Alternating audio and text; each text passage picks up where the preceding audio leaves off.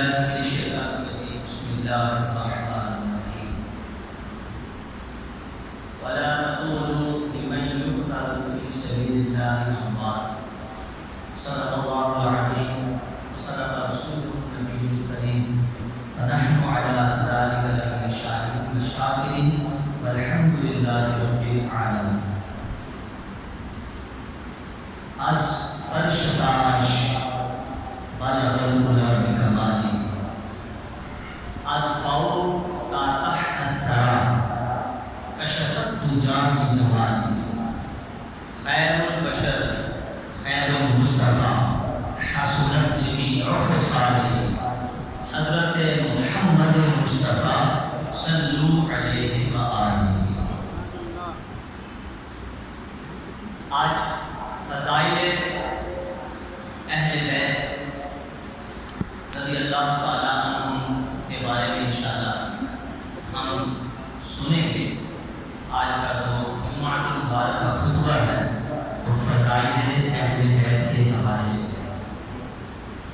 ایک تمہیدی گفتگو پہلے سماعت فرما لیجیے. قرآن کریم میں سورہ بقرہ میں رب ارشاد فرماتا ہے وَلَنَبْلُوَنَّكُم بِشَيْءٍ مِّنَ الْخَوْفِ وَالْجُوعِ وَنَقْصٍ مِّنَ الْأَمْوَالِ وَالْأَنفُسِ وَالثَّمَرَاتِ وَبَشِّرِ الصَّابِرِينَ الَّذِينَ إِذَا أَصَابَتْهُم مُّصِيبَةٌ قَالُوا إِنَّا لِلَّهِ وَإِنَّا إِلَيْهِ رَاجِعُونَ أُولَٰئِكَ عَلَيْهِمْ صَلَوَاتٌ مِّن رَّبِّهِمْ وَرَحْمَةٌ وَأُولَٰئِكَ هُمُ الْمُهْتَدُونَ. وَلَنَبْلُوَنَّكُمْ ہم ضرور تمہیں آزمائیں گے بِشَيْءٍ مِّنَ الْخَوْفِ وَالْجُوعِ کچھ ڈر کچھ بھوک سے، وَنَقْصٍ مِّنَ الْأَمْوَالِ وَالْأَنفُسِ اموال اور جانوں کے نقصان سے، وَالثَّمَرَاتِ اور پھلوں کے نقصان سے، وَبَشِّرِ الصَّابِرِينَ محمود صبر کر دینے والوں کو خوشخبری سنا دیجیے. الَّذِينَ إِذَا أَصَابَتْهُم مُّصِیبَةٌ کہ جب ان پہ مصیبت اترتی ہے، جب ان کے اوپر مصیبت اترتی ہے، قالوا تو وہ کہہ دیتے ہیں اِنَّا لِلَّهِ ہم تو اللہ ہی کے لیے ہیں، وَإِنَّا إِلَيْهِ رَاجِعُونَ اور اسی کی طرف لوٹ کر جائیں.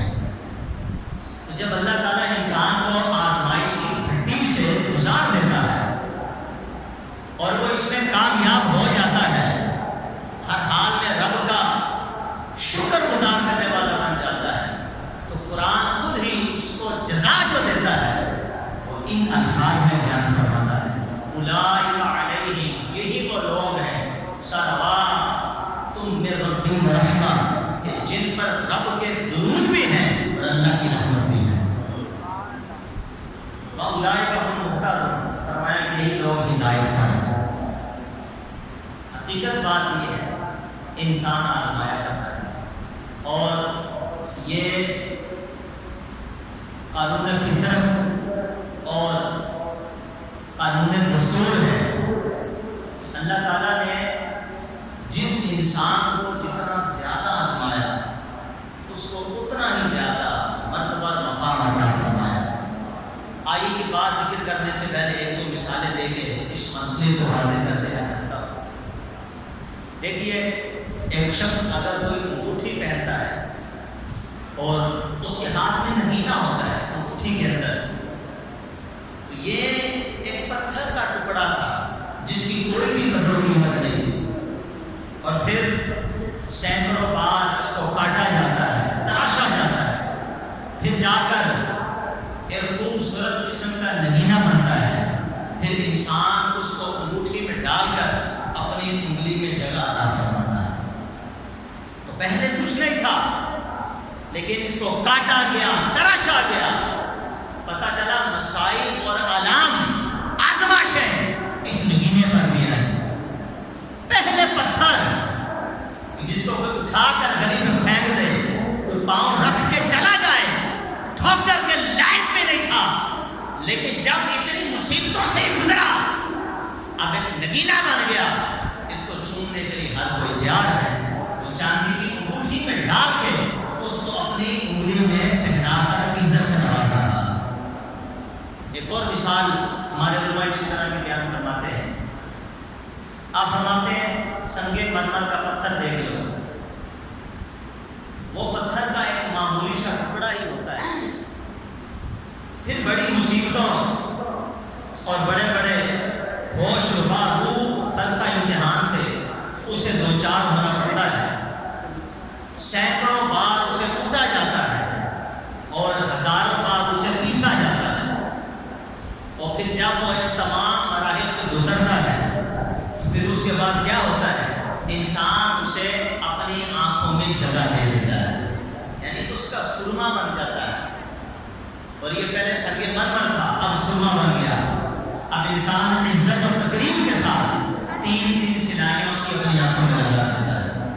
تو مصائب و آلام آزمائش کی بھٹی میں سرما بھی گزر کے آیا، اب انسان نے اس کو عزت سے نواز دیا۔ ایک اور تیسری مثال سماعت کر لیجیے، جو گندم گیہوں کا دانہ ہوتا ہے، گھر میں عزت و تقریب کے ساتھ اگر کسی برتن میں پڑا رہے تو یا تو پڑا پڑا بدبودار ہو کر فنا ہو جاتا ہے، یا کسی جاندار کے غذا بن کر نجاست کا روپ اختیار کر جاتا ہے، اللہ اکبر کبیرہ۔ لیکن یہی گیہوں کا دانہ جب زمین میں ہوتا ہے تو زمین کی گرمی، سورج کی تپش، بارش کے پانی کی زحمت کو برداشت کرتا ہے، اسے جھنجھوڑا جاتا ہے، زمین کی گرمی میں، سورج کی تپش میں، بارش کے پانی کی زحمت میں جب یہ جھنجھوڑا جاتا ہے اور مصائب و آلام سے دوچار ہوتا ہے، پھر زمین سے ایک ننھا سا پودا اٹھتا ہے، اس سے پھر پودا نکلتا ہے، اس سے قربان جائیے۔ وہ دانہ اگر گل سڑ جائے تو نہ جانور کے کام نہ انسان کے کام، اسے اٹھا کر بیل پھینک دیا جاتا ہے، لیکن اسی دانے پر جب مصائب و آلات گزرتے ہیں، جب اسے آزمائش کی بھٹی میں دھویا جاتا ہے، جب جھوڑا جاتا ہے، اب وہی انسان جو کل تک فنا ہونے کی صورت میں اسے نفرت کرتا تھا، آج دیکھو تو اسے اٹھ کر پانی دے رہا ہے، شب و روز اس کی رکھوالی کر رہا ہے، اس کو جس چیز کی ضرورت ہے کھاد مہیا کرتا ہے کہ کسی طرح اناج بنے، اناج بن کر کے انسان کے جسم میں نشو و نما کا باعث بنا۔ تو پتہ کیا چلا اس سے؟ پتہ یہ چلا جب کوئی چیز مصیبتوں سے دوچار ہوتی ہے، مصائب اور آلام اس پہ گزرتے ہیں اور زمانہ اس پر گزرتا ہے، طرح طرح کے مصائب اور آلام اس پہ لاتا ہے، تو پھر اس کا وہ مرتبہ اور مقام ہوتا ہے کہ اس کو عزت اور عظمت سے نوازا جاتا ہے۔ تو پتہ یہ چلا کہ قانون فطرت اور دستور قدرت بھی یہی ہے کہ اکثر جب کسی کو بھی کوئی بلند مرتبہ عطا کیا جاتا ہے تو اسے پہلے آزمائش کی بھٹی سے گزارا جاتا ہے۔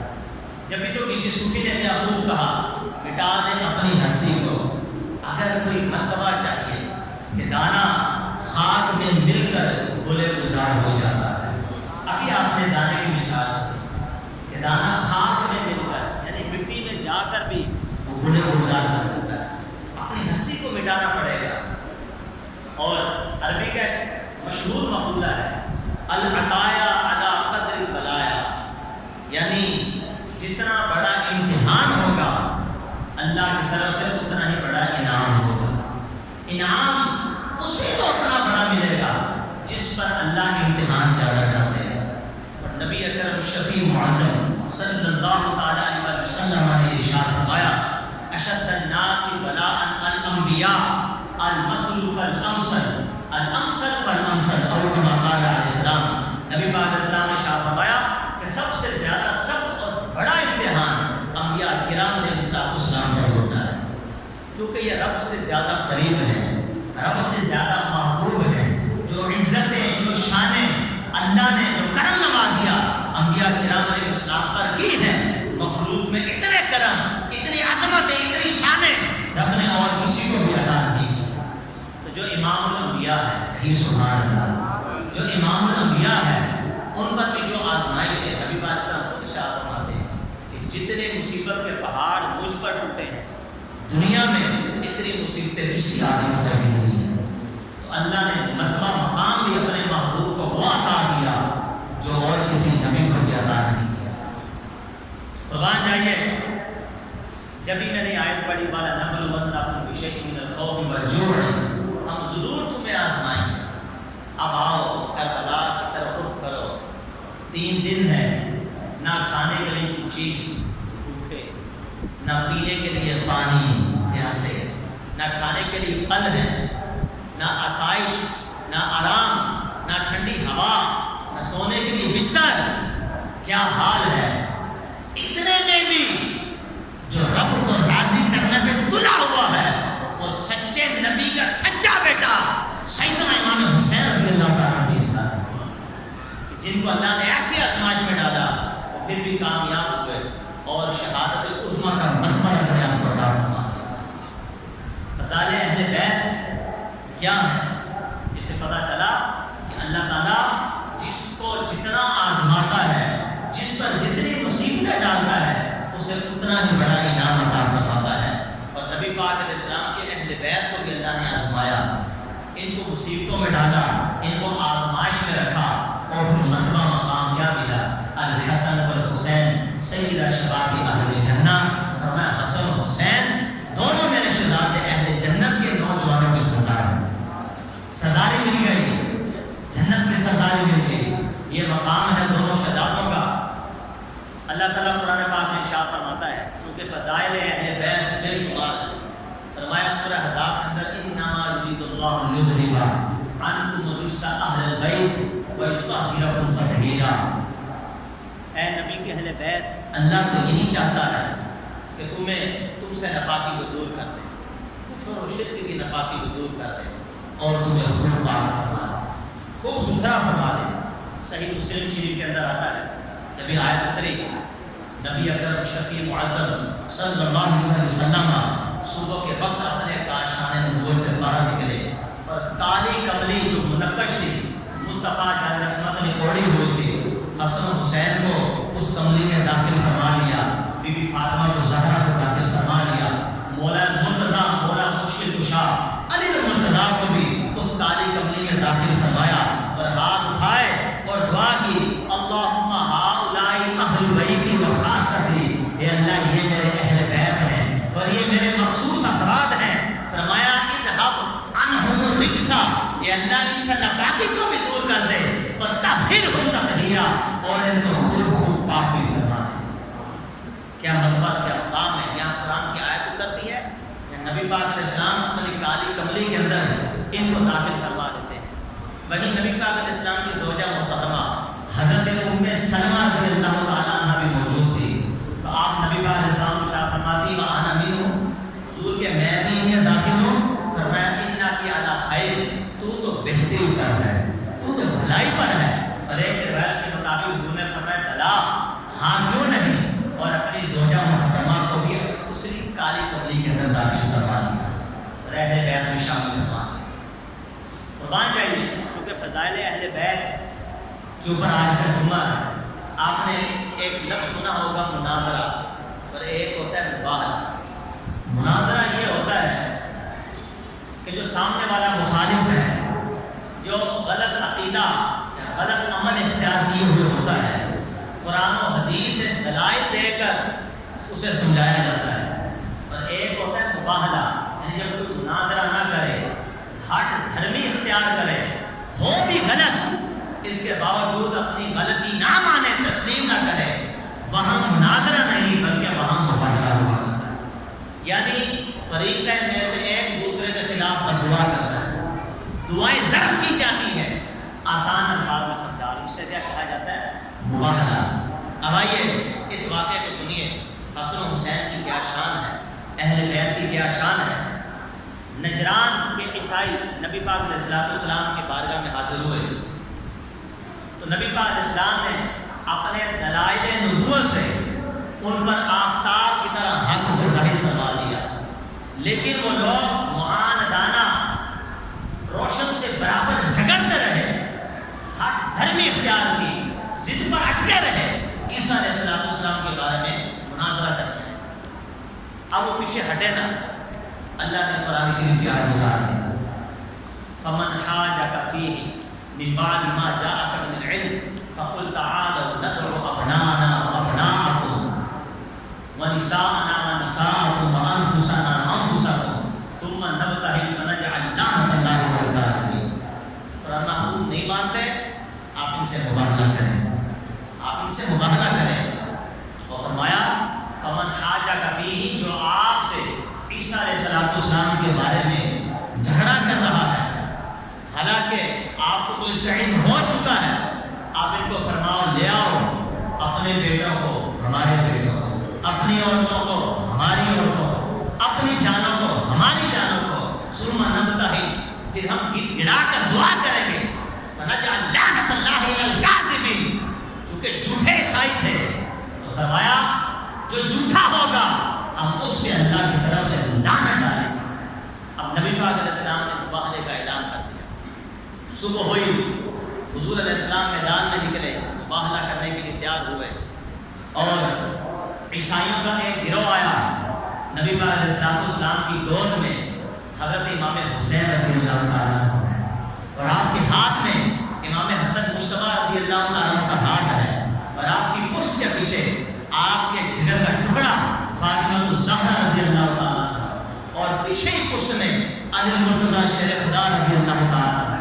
حضور علیہ السلام نے ارشاد فرمایا کہ جب میں دعا کروں تو میری دعا پہ تم آمین کہہ دینا. اب وہ جو عیسائیوں کا گروہ آیا تھا ان میں ایک شخص تھا جس کا نام تھا پادری عبد المسیح.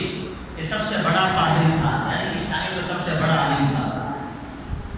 تو جب انہیں ان حضرات کو دیکھا تو کہنے لگا اے گروہ نصارہ، میں ایسے لوگوں کے چہرے دیکھ رہا ہوں، اگر یہ رب سے کسی پہاڑ کے ہٹ جانے کی دعا کرے اللہ ان کی دعا کو رد نہیں کرے گا، بلکہ ان کی دعا سے پہاڑ کو اس کی جگہ سے ہٹا دے گا. تمہارے لیے بہتر یہی ہے کہ تم یہاں سے چلے جاؤ اور امام الانبیاء کو جزیہ دے کر صلح کر لو، ورنہ رب کعبہ کی قسم اے نصارہ تمہارا نام ہستی سے مٹ جائے گا، تم میں سے ایک بھی زندہ نہیں بچے گا، چلے جاؤ. تو جزیہ دے کے مصطفیٰ سے صلح کر. چلے گئے، نبی پاک نے السلام کو جزیہ دیا، صلح کر دی. وہاں سے گئے، نبی پاک علیہ السلام جلال میں آ گئے. آپ نے جو خطبہ ارشاد فرمایا، آپ نے ارشاد فرمایا کہ قسم ہے اس ذات کی جس کے قبضہ قدرت میں مجھ محمد کی جان ہے، خدا کی قسم قہر الہی بالکل قریب تھا، اللہ کا عذاب بالکل قریب تھا. فرمایا اگر یہ مجھ سے مباہلہ کرنے کے لیے تیار ہو جاتے، ان کے چہرے بندروں اور خنزیروں میں مس کر دیے جاتے اور قہر الہی کی آگ نکلتی جس سے جنگل بیابان جل کے راکھ ہو جاتے، وہاں کی چرند پرند نیست و نابود ہو جاتے. یہاں تک فرمایا ایک سال کے اندر اندر دنیا کے اندر کائنات کے اندر جہاں جہاں بھی نصارہ آباد ہے یہ صفائے ہستی سے مٹ جاتے، تباہ و برباد ہو جاتے. لیکن انہوں نے مباہلہ نہیں کیا. اگر کرتے تو مصطفیٰ جان رحمت صلی اللہ علیہ وسلم نے ارشاد فرمایا ان کے ساتھ یہ ہوگا ایک سال کے اندر اندر ان کا نام و نشان بھی مٹ گیا تھا. قربان جائیے اور آپ اس پہ غور کریں. پھر مباہلہ کیا تو عالم اسلام میں نگاہ نبوت جن اشخاص کو منتخب کروایا یہ اشخاص اتنی شان والے ہیں. سبحان اللہ. عالم اسلام کے اندر جن کو منتخب فرمایا تو یہ حضرات اتنی شانوں والے ہیں. ایک کا نام علی ہے، ایک کا نام فاطمہ، ایک کا نام حسن، ایک کا نام حسین. سعد بن ابی وقاص فرماتے ہیں جب مصطفیٰ مباہلہ کرنے کے لیے میدان میں نکلے ہاتھ اٹھا کر دعا کی اللہم ہؤلاء اہل بیتی، اے اللہ یہ میرے اہل بیت ہیں، تو اہل بیت میں شامل کرنا. مباہلہ کر رہے ہیں تب بھی رب کی بارگاہ میں دعا کر رہے ہیں اے اللہ یہ میرے اہل بیت ہے. اس لیے ہم کیا کہتے ہیں پنج تنبا اونچا بولی کیا کہتے ہیں پنج تنبا ہمارے ایمان کا قبلہ ہے. ان سے محبت کرنا فرض ہے. قرآن نے بھی فرض کا حکم دیا، مصطفیٰ نے بھی دیا, مصطفیٰ کے صحابہ نے بھی دیا, تابعین تبع تابعین نے بھی دیا. ہر وہ شخص ایمان والا کہ جس کے سینے میں دل دھڑکتا مصطفیٰ کی ناموس کے لیے ہے, صحابہ کی پاسداری کے لیے ہے, عظمت اہل بیت کے لیے ہے, وہ یہی کہتا ہے کہ اہل بیت سے محبت کرنا فرض ہے, فرض ہے, فرض ہے. سبحان اللہ. کہ اہل بیت کی محبت کے بغیر تو ایمان ہی بندے کا مکمل نہیں ہوتا. ایمان ناؤں پہ لگ جاتا ہے, ایمان نکل جاتا ہے. اہل بیت کی محبت آتی ہے, صحابہ کی محبت آتی ہے, وہ عقیدے نکھر کر سامنے آتے ہیں جو مصطفیٰ کے لیے صحابہ نے رکھے, جو اہل بیت والوں نے رکھے, تو پھر اللہ کی بارگاہ میں بندہ محبوبیت کا درجہ رکھ دیتا ہے. فضائل اہل بیت عرض کر رہا تھا, خطبہ غدیر خم, مشکاہ شریف کی حدیث پاک. اس کے راوی حضرت زید بن ارقم رضی اللہ تعالیٰ عنہ. آپ فرماتے ہیں غدیر کے تالاب کے پاس ایک تاریخی خطبہ نبی پاک علیہ السلام نے ارشاد فرمایا, اور اس خطبے کے اندر جو منتخب الفاظ استعمال فرمائے اپنے صحابہ کرام علیہ رضوان کو متوجہ کیا, اور ایک پرجوش خطاب نبی پاک علیہ السلام نے ارشاد فرمایا وَأَنَا تَارِكٌ فِيكُمُ الثَّقَلَيْنِ, اے میرے صحابہ میں تم میں دو بھاری چیزیں چھوڑ کر جا رہا. یہ آگے ذکر ہوگا قرآن اور اہل بیت, یہ بہت بھاری چیزیں. بھاری کیوں کہا یہ بھی آخر میں ذکر کروں گا. جسے بات سنیے, انا تارک فیکم الثقلین, فرمایا میں تم میں دو بھاری چیزیں چھوڑے جا رہا ہوں. احدہما کتاب اللہ, ان میں سے ایک تو اللہ کی کتاب ہے, فیہ الہدی والنور, اس میں ہدایت ہے اور روشنی ہے. ارشاد فرمایا فخذوا بکتاب اللہ, اللہ کی کتاب کو لے لو, واستمسکوا بہ, مضبوطی کے ساتھ اس پہ عمل پیرا ہو جاؤ. اور فرمایا ثم قال واہل بیتی, دوسری چیز ارشاد فرمائی وہ میری اہل بیت ہے, وہ میری اہل بیت ہے. فرمایا اذکرکم اللہ فی اہل بیتی, میں تمہیں اپنی اہل بیت کے بارے میں اللہ سے ڈرا رہا ہوں, اللہ سے ڈرا رہا ہوں. مطلب یہ تھا کہ تم اللہ سے ڈرتے رہنا کہ کہیں ایسا نہ ہو کہ تم سے میری اہل بیت کے بارے میں ایک حق بھی ضائع ہو جائے, ایک حق بھی میری اہل بیت کا ضائع نہ کرنا. اس لیے میں تمہیں اپنے اہل بیت کے بارے میں اللہ سے ڈرا رہا ہوں. تو پتا چلا بڑی مضبوط کتاب ہے یہ, بڑی مضبوط کتاب. اور حجۃ الوداع کے موقع پر بھی خطبہ دیا جہاں کم و بیش 1 لاکھ سے زیادہ صحابہ کرام سامنے جلوہ گر ہیں. نبی پاک علیہ السلام نے ارشاد فرمایا یا ایھا الناس انی ترکت فیکم, اے لوگوں میں تمہیں دو چیزیں چھوڑے جا رہا ہوں. ما ان اخذتم بہ, اگر تم ان کو مضبوطی سے پکڑ لو گے, لم تضلوا, تو پھر کبھی بھی گمراہ نہیں ہوگے. فرمایا کتاب اللہ, ایک کتاب وعترتی اہل بیتی, اور ایک میری اولاد یعنی میری اہل بیت ہے. سوال یہاں یہ کھڑا ہو گیا, سوال یہاں کھڑا ہو گیا کہ مصطفیٰ نے فرمایا لم تضلوا, تم گمراہ نہیں ہوگے. قرآن کو دامن پکڑو, اہل بیت کا دامن پکڑو, تو 73 فرقے کیسے بن گئے. 72 جہنم میں جائیں گے, ایک فرقہ جنت میں جائے گا, جس کے بارے میں مصطفیٰ نے فرمایا ما انا علی و صحابی, جس میں میرے صحابہ گامزن ہیں. اگر اسی صراط مستقیم پر جمے رہو گے تو جنت میں جاؤ گے. ہر مرتبہ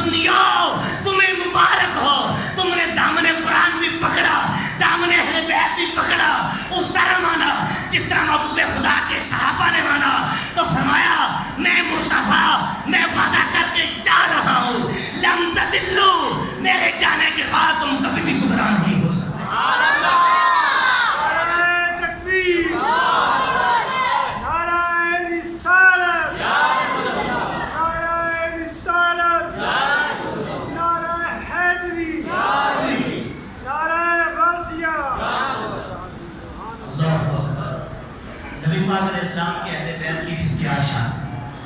فضائل اہل بیت.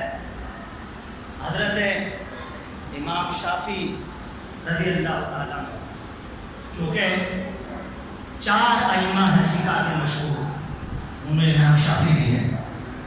امام شافعی اہل بیت سے بڑی محبت کرتے تھے. ان کا ایک شعر آپ کو سنا. آپ فرماتے ہیں یا اہل بیت رسول اللہ حبکم فرد من اللہ، اور فرماتے ہیں فی القرآن انزلہ، اے رسول اللہ کے اہل بیت تم سے محبت کرنا تو قرآن سے فرض ہو چکا ہے، اور اس کا حکم رب نے خود قرآن میں اتارا. اب چونکہ بڑی محبت کرتے تھے، بڑی کتابیں بھی تصنیف کی. جو خارجی لوگ جو گمراہ بدعقیدہ فرقہ ہے، انہوں نے کہا امام شافعی اہل بیت سے اتنی محبت کرتے ہیں، امام شافعی رافضی ہو گیا. امام شافعی کیا ہو گیا؟ رافضی ہو گیا. امام شافعی رضی اللہ تعالیٰ کو جب پتہ چلا کہ خارجی لوگ، خارج لغوی معنی یہی ہے کہ دین سے نکل جانے والے، ہاتھوں میں کتابیں لے کر تبلیغیں کر کے داڑیاں امامیں پہن کے جبے ٹوبے پہن کے کوئی دین کا ٹھیکیدار نہیں بن جاتا، بلکہ جس طرح صحابہ نے مصطفیٰ کو مانا، جس طرح صحابہ نے تبلیغیں کی ہیں، اس طرح کرنے سے حقیقی معنوں میں انسان بنتا ہے اور حقیقی معنوں میں ایماندار بنتا ہے. فتویٰ لگا دیا امام شافعی نے اور کہا کہ رافضی ہو گیا. آپ نے قلم اٹھایا، پھر شعر لکھا، شعر پہ شعر. فرمایا لو کان رفدن حب آل محمد، اے خارجیوں سن لو، اگر تمہارے نزدیک اہل بیت سے محبت کرنا ہی رافضی کہلاتا ہے تو فرمایا فلیشہد الثقلین، اے جنوں انس کے گروہ دونوں کو کہا گواہ ہو جاؤ کہ انی رافض. پھر ان معنوں میں امام شافعی بھی آج کے بعد رافضی ہو گیا. یعنی اگر اہل بیت سے محبت کرنا تمہارے نزدیک رافضی ہے تو ہاں، اگر یہ جرم ہے تو میں جرم قبول کرتا ہوں، ہاں میں رافضی ہوں. ان معنوں میں یہ بات کیوں کی؟ اس کی وجہ یہ ہے کہ خارجی کو اہل بیت کی محبت نہیں پاتی. مولا علی کے ذکر سے چڑھے گا، حسن و حسین کے ذکر سے چڑھے گا، واقعہ کربلا کو من کھرٹ داستان اور واقعہ بتائے گا. ارے سوشل میڈیا بھری ہوئی ہے، ایک کلپ لکھو، خارجی کو جاننا چاہتے ہو تو بڑے بڑے داڑیاں لے کر رومال باندھنے والے لوگوں کے چہرے سامنے آئیں گے جو برملا ممبروں پر کھڑے ہو کر معاذ اللہ ثم معاذ اللہ یہ کہتے ہیں کہ واقعہ کربلا کوئی چیز نہیں، یہ جھوٹی کہانی من کھرٹ واقعات ہیں، اس کا حقیقت سے کوئی بھی تعلق نہیں. اور معاذ اللہ اتنے بڑھ گئے بغض اہل بیت میں کہ وہ یزید پلید کہ جس پہ لعنت کی گئی، امام احمد بن حنبل کے نزدیک جس پہ کفر کا فتویٰ ہے، جس نے مدینے کی مسجد نبی شریف کی پاکیزہ بیویوں کی، مدینے کی گلیوں کی، مدینے کے رہنے والوں کی بے توقیری کی، اس یزید کے نام پہ کتاب لکھی اور ٹائٹل دیا امیر المؤمنین حضرت یزید، آگے لکھا معاذ اللہ صلی اللہ علیہ وسلم. خارجی چھپے نہیں، آج سامنے ہیں، ہم پہچان نہیں پا رہے وہ کس روپ میں ہے. اس لیے فرمایا اہل بیت سے محبت کرو. کہو سبحان اللہ. اہل بیت سے محبت کرو اور ان کا دامن نہ چھوڑنا.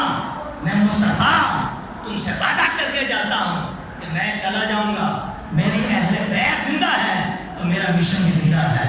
فرمایا میرے بعد تم کبھی بھی گمراہ نہیں ہو سکتے. سرکار اعلیٰ حضرت کے شہزادے امام حسن مجتبیٰ فرماتے ہیں ان کی پاکی کا خدائے پاک کرتا ہے بیان، آیہ تطہیر میں ظاہر ہے شان اہل بیت. ہم نے آیت پڑھی انما یرید اللہ لیذھب عنکم الرجس اہل البیت ویطہرکم تطہیرا. پھر فرماتے ہیں ان کے گھر میں بے اجازت جبریل بھی آتے ہیں.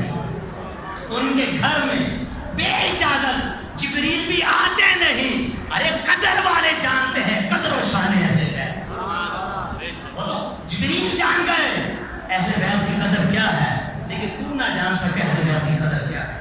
پھر فرماتے ہیں گھر لٹانا، یعنی اشارہ واقعہ کربلا کی طرف. گھر لٹانا، سر کٹانا کوئی تجھ سے سیکھ لے.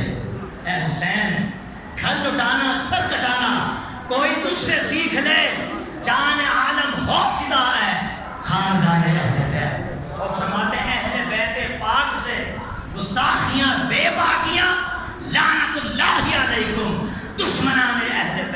اور پھر آخر میں فرماتے ہیں بے ادب گستاخ فرقے کو سنا دے اے حسن. جو گستاخ ہیں اب بھی اہل بیت کے گستاخ ہیں. بے ادب گستاخ فرقے کو سنا دے اے حسن. اس طرح کہتے ہیں سنی داستان اہل بیت. سبحان اللہ.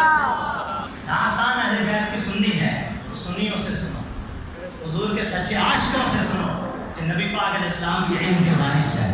ان سے سنو تو تمہیں پتہ چلے کہ مقام اہل بیت کیا ہے. اور چونکہ میں شروع سے آیتیں پڑھتا آ رہا ہوں, نبی پاک علیہ السلام نے جب آیت تطہیر ہوئی انما یرید اللہ لیذھب عنکم الرجس, اللہ یہ نہیں چاہتا کہ تم سے پلیدی کو پاک کر دے اور تمہیں خوب ستھرا کر دے, پلیدی دور کر دے تم سے اور تمہیں خوب پاک کر دے, ستھرا کر دے. حضور میں نے کہا شان نبوت سے نکلے کالی کملی جو منقش تھے, منقش یعنی جس پہ خوبصورت کام ہوا تھا, اس کو یوں پھیلائی, حسن و حسین کو اس میں داخل کیا, علی مرتضیٰ کو داخل کیا, فاطمہ زہرا کو داخل کیا اور کالی کملی میں داخل کر کے بات کیا. اب ہاتھ اٹھا کے رب کی بارگاہ میں دعا کی اللہم ہؤلاء اہل بیتی و خاصتی, اے اللہ یہ میرے اہل بیت ہیں اور یہ میرے مخصوص افراد, ان کو خاص کر دیا. یہ یاد رکھیے اہل سنت و جماعت کا عقیدہ صرف یہی نہیں کہ اہل بیت پنج تن پاک ہی ہیں, بلکہ نبی پاک علیہ السلام کے ازواج مطہرات بھی اہل بیت میں داخل ہیں. اہل بیت میں حضور کی ازواج مطہرہ داخل ہیں. جو ازواج مطہرات کو اہل بیت سے نکالے وہ پکا رافضی, اور جو پنج تن پاک کو اہل بیت سے نکالے وہ پکا خارجی ہے. میں نے 2 جملوں میں بات پوری کر دی, لہذا دونوں داخل ہیں. چونکہ اس آیت کا پیچھے اور آگے سیاق و سباق وہ خاص طور پر اترا ہی حضور کی ازواج کے لیے ہے. جبھی تو آگے سارا ذکر کر کے آگے فرماتا ہے یا نساء النبی لستن کاحد من النساء, اے نبی کی بیویوں کائنات میں تمہارا کوئی بھی مثل نہیں. سبحان اللہ. کائنات میں تمہارا کوئی مثل نہیں. کوئی کسی قبیلے سے آئی, کوئی کسی خاندان سے آئی, کسی کا باپ یہودی, کسی کا باپ قبیلے کے رئیس, فرمایا یہ نہیں دیکھیں گے بلکہ نسبت مصطفیٰ کو دیکھیں گے.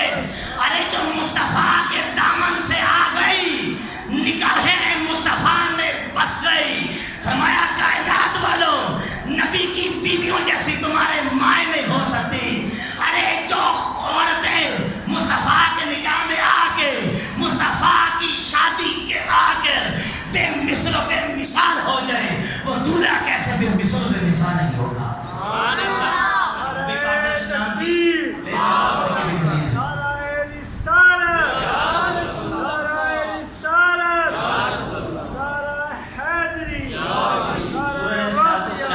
بے مثال ہونے کی دلیل کائنات میں تم جیسی کوئی عورت نہیں, بے مثل ہو. تو جو دلہنیں بے مثل ہو جائیں تو دلہا بے مثل کیوں نہ ہو, جن کی وجہ سے دلہنیں ابھی تک لوگوں کو مسئلہ سمجھ ہے اور نبی زندہ ہے نہیں. اور سنیوں کو قرآن دکھاؤ کہاں لکھا ہے قرآن میں. قرآن میں تو شہید کو زندہ کہا گیا, نبی کو تو نہیں کہا گیا. معاذ اللہ کسی چیز کا ذکر نہ ہونا کیا وہ اس بات کی علامت ہے وہ چیز ہی نہ ہو. مجھے یہ بتاؤ ایمانداری سے دل پہ ہاتھ رکھے کہ جس نبی کے صدقے ایک عام انسان غزوات میں جا کے رب کے لیے شہید ہو جائے وہ زندہ رہے, یعنی جس کے نام کو لینے والا قبر میں زندہ ہے لیکن جس کی وجہ سے زندہ ہے وہ کیسے بن سکتا ہے. اس پر تو اتنی حدیثیں حیات نبی پہ ہم نے سینکڑوں بیان کیے. لہذا وقت مجھے اجازت نہیں دیتا کہ میں اس طرف آؤں, انشاءاللہ پھر کبھی اس پہ بیان کریں گے. تو جب دلہنیں بے مثل تو وہ دلہا بے مثل. تو جس نبی کی امتیوں میں آ کے امتی شہید ہو کر زندہ تو نبی بھی بے حقیقت زندہ ہو. اب آئیے چونکہ اس میں حسن و حسین کا ذکر, علی مرتضیٰ فاطمہ زہرا کا ذکر خیر تو بڑا ایک حدیث میں ذکر کروں گا. حضور نے مولا علی کے بارے میں فرمایا علی منی و انا منہ, میں علی سے علی مجھ سے. کہیں سنا منی, اس میں من ہے تبعیضیہ. علماء نے اس حدیث کی شرح میں کمال کر دیا. فرمایا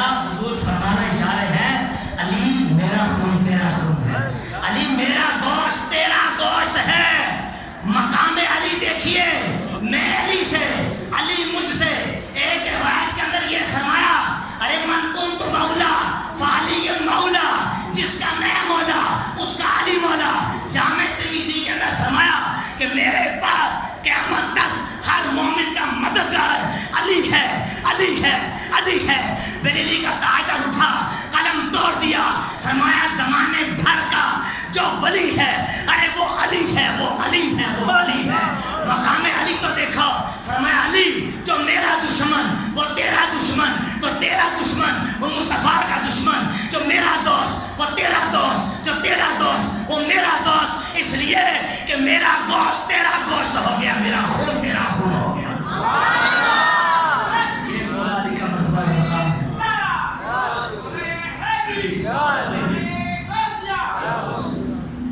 فاطمہ زہرا جنت کی عورتوں کی سردار, حضور نے فرمایا فاطمہ قطعۃ منی. فاطمہ کے بارے میں پوچھتے ہو, فاطمہ تو میرے جگر کا ٹکڑا ہے. ان لفظ پہ غور کرو, لفظ جگر کا ٹکڑا. آج جگر نکارا ہو جائے, ہیپاٹائٹس سی, کینسر بندہ گیا, جگر سکڑ گیا تو بندہ ختم. پتہ چلا کہ جگر کا صحیح سلامت رہنا انسان کی زندگی کی علامت ہے. نبی پاک علیہ السلام نے اپنی زندگی اپنی بیٹی کو فرمایا, میرے جگر کا ٹکڑا فاطمہ ہے. فمن اغبدہا فقط, اور ایک حدیث کے اندر ہے آزاہا فقط آزانی, کہ جس نے فاطمہ کو ناراض کیا اس نے مجھ مصطفیٰ کو ناراض کیا. اور ایک کے اندر اغبدہا کے لفظ ہے کہ جس نے فاطمہ کو ناراض کر دیا, فاطمہ جس سے روٹھ گئی وہ مصطفیٰ سے روٹھ گیا, اور مصطفیٰ اس سے ناراض ہو گیا. پتہ چلا فاطمہ زہرا رضی اللہ عنہا کا مقام کوئی عام مقام نہیں ہے. اور پھر بات رہی حضرت امام حسن حضرت امام حسین کی, سبحان اللہ, فرمایا ھذا ابنایا, ان کی بات کرتے ہو یہ تو میرے بیٹے ہیں. وہ ابنا ابناتی, اور میری بیٹے کے بیٹے ہیں, میری بیٹی کے بیٹے ہیں. فرمایا اللہم انی احبہما, اے اللہ میں حسن و حسین سے محبت کرتا ہوں. واحبہما, تو بھی ان دونوں سے محبت کر. واحبہ ما یحبہما, اور جو حسن و حسین سے محبت کرے تو اسے اپنا محبوب بنا دے. رب کا محبوب بننا چاہتے ہو, حسنین کریمین سے محبت کر, اللہ تمہیں اپنا محبوب بنا لے گا. اور حدیثوں کے اندر آتا ہے, حضرت انس فرماتے ہیں فیشمہما ویدمہما, حضور علیہ السلام ان دونوں کو سنا کرتے تھے, چمٹا لیتے تھے سینے سے, اتنا پیار سینے سے چمٹاتے, سونگتے. فرماتے ھذا ریحانتی من الدنیا, یہ دونوں میری دنیا کے پھول ہیں جو رب نے مجھے عطا کیے. تو پھول کو سونگا ہی جاتا ہے نا, پھول کو سونگا ہی جاتا ہے, تو سونگتے تھے یوں, کیونکہ پھول ارشاد فرما دیا. اور قربان جائیے, ترمذی کے اندر حدیث پاک ہے, ایک صحابی رسول نے دیکھا نبی پاک علیہ السلام کے کندھوں پہ حضرت امام حسن مجتبیٰ رضی اللہ تعالیٰ عنہ سوار ہے, اور صحابی نے کہا نعم المرکب رکبتا یا رجل, اے بچے تیری سواری کتنی اچھی ہے, تیری سواری کتنی اچھی ہے, یعنی حضور تیری سواری ہے, تیری سواری کتنی اچھی ہے. نبی پاک علیہ السلام نے رخ ان کی طرف کیا اور فرمایا تو سواری دیکھ رہا, نعم الراکب ہوا, یہ بھی تو دیکھو کہ یہ سوار کتنا اچھا ہے. کیا مقام ہے, اللہ اکبر. نبی پاک علیہ السلام وہ حضور کی تعریف کر رہے ہیں, مصطفیٰ امام حسن کی تعریف فرما رہے ہیں. کیا محبت ہے حسنین کریمین سے. اور حضرت امام حسن رضی اللہ تعالیٰ عنہ, چونکہ ریحانۃ الرسول, ریحانہ میں نے پھول, نبی پاک علیہ السلام کے پھول, اور خاتم الخلفاء, آپ پر حضور کی خلافت. حدیث کے اندر آئی کہ میرے بعد قریش میں 30 سال خلافت باقی رہے گی. شہر خدا مرتضیٰ کی شہادت کے بعد کم و بیش 6 ماہ آپ خلافت پر متمکن رہے. پھر آپ نے خلافت امیر معاویہ کاتب وحی حضرت امیر معاویہ رضی اللہ تعالیٰ عنہ کو سپرد فرمائی. اور پھر کسی پلید اور کسی بے ایمان نے آپ کو زہر دے دیا, جس کی وجہ سے آپ 40 روز سخت تکلیف میں مبتلا رہے, اور پھر انتقال فرمایا, جامع شہادت نوش فرمایا. 40 روز چونکہ زندہ تھے, حضرت امام حسین آپ کے پاس بار بار جاتے, اور جا کر یہ بات بڑی ضروری, بڑے غور سے سنی گئی, یہ عقیدے کی بات ہے. جاتے جا کے کہتے کہ بھیا مجھے بتاؤ تمہارا قاتل کون ہے، کس نے تمہیں زہر دیا؟ آپ فرماتے تیرا کیا ارادہ ہے؟ یہی ارادہ ہے کہ تو اس کو مار دے گا؟ اگر تو میرے گمان کے مطابق وہی ہے کہ جس نے مجھے زہر لیا ہے تو میرا انتقام میرا رب لینے والا کافی ہے۔ اہل بیت اپنے دشمن کو معاف کر رہے ہیں، اللہ پہ چھوڑ رہے ہیں۔ فرمایا اگر وہ نہیں جو میرے گمان میں نہیں تو میری وجہ سے ایک مسلمان بغیر کسی وجہ کے مارا جائے، اس کی میں کبھی بھی تمہیں اجازت نہیں دیتا۔ یہ بات میں نے اس لیے کی، وقت گزر گیا، سال و سال گزر گئے، لیکن کسی نے بھی امام حسن مجتبیٰ کی بیوی جعدہ بنت اشعث بن قیس کو قتل نہیں کیا، کیونکہ بعد مورخین نے لکھا امام حسن مجتبیٰ کی بیوی کا نام کیا تھا؟ جعدہ۔ اس کو یزید نے بد دلایا تھا، اس کو مال و دولت کی لالچ دی اور اسے کہا اگر تو امام حسن کو زہر دے گی میں تجھ سے شادی بھی کروں گا اور تجھے انعام و اکرام سے نوازوں گا، دولت دوں گا، مکانات دوں گا، تجھے پلاٹ دوں گا، زمینیں دے دوں گا، بہت کچھ دوں گا، تو زہر دے دے۔ تو یہ روایت مورخین نے لکھا کہ من گھرٹ، بولی یہ روایت کیا ہے؟ من گھرٹ ہے، اس کا کوئی بھی اعتبار نہیں ہے، اس کا کوئی کیوں؟ اگر یہ بات حقیقت ہوتی تو اس وقت امام حسین رضی اللہ عنہ تک خبر نہیں پہنچی، تو بعد کے راوی تک یہ خبر کیسے پہنچ گئی؟ اور پھر امام حسین کے شہزادے زندہ تھے، نوجوان تھے، اگر انہیں پتہ چلتا تو کیسے ہو سکتا ہے کہ وہ اپنے تائے کا خون معاف کر دیتے؟ وہ پھر قصاص لیتے، لیکن نہیں لیا، چھوڑ دیا اور معاملہ اللہ کے سپرد کر دیا۔ جب معاملہ اللہ کے سپرد ہے تو لہذا اب ان کی بیوی کو مجرمہ ٹھہرانا، ہمارے علماء نے لکھا یہ بھی خارجیوں کی سازش ہے۔ جس کی سازش ہے؟ خارجیوں کی سازش ہے۔ وہ امام حسن مجتبیٰ جیسی پاکیزہ بیوی کو معاذ اللہ یزید پلید کے ساتھ جوڑنے کی کوشش کر رہے ہیں۔ اللہ کریم کی بارگاہ میں دعا ہے کہ آج کا مختصر سا درس اپنی بارگاہ میں قبول فرمائے، ہمیں مرتے دم تک اہل بیت سے محبت کرنے کی توفیق عطا فرمائے۔ آمین بجاہ النبی الامین وما علینا۔